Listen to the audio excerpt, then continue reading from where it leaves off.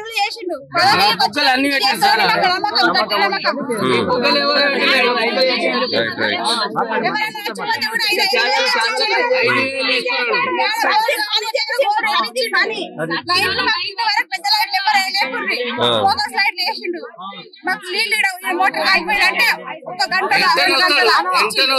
పక్కా గెలిపిస్తారు మంచి మెజారిటీ తోటి గెలిపిస్తారు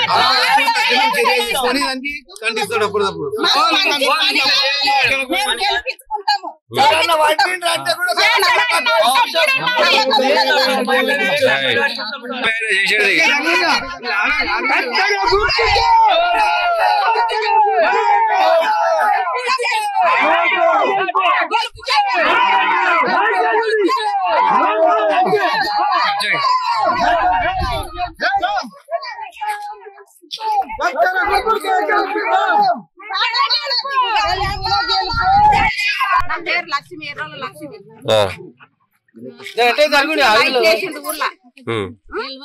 గెలవక ముందే ఊరికంతా ఎలుగు చేసిండు రేషన్ కార్డులు చేసిండు లేని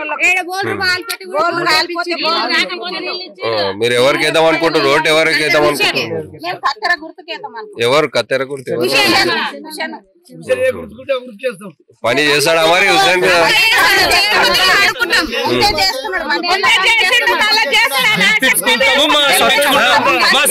చూపిస్తామని చెప్పండి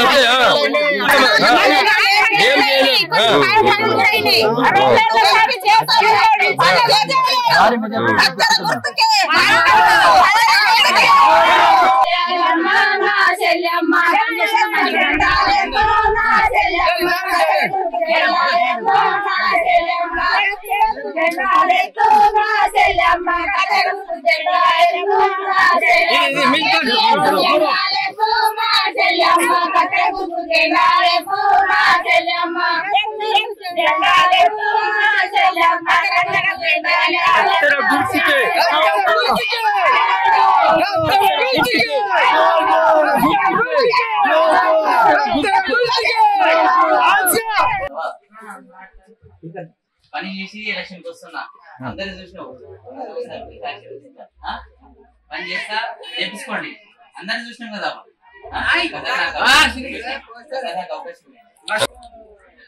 కోట్పల్లి మండలం వికారాబాద్ జిల్లా తెలంగాణ రాష్ట్రం ఈరోజు జిన్నారం గ్రామంలో స్థానిక సంస్థల ఎలక్షన్లో సర్పంచ్ ఎలక్షన్లో భాగంగా స్వతంత్ర అభ్యర్థిగా పోటీ చేస్తూ ఉన్నాను.